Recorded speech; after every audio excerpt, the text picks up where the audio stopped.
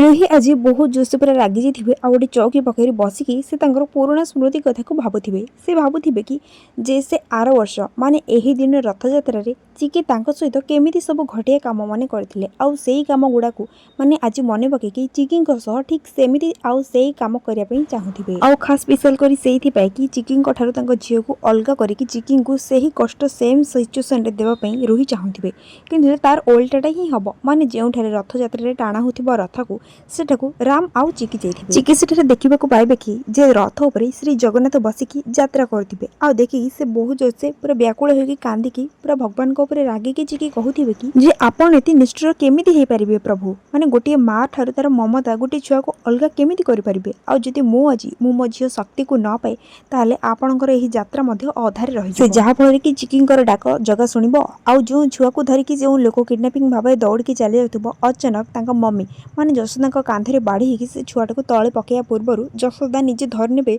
आ छुआटीर मुह को देखिकी से चिन्ह पारे जे सी होउछन तांका घर से झियो शक्ति।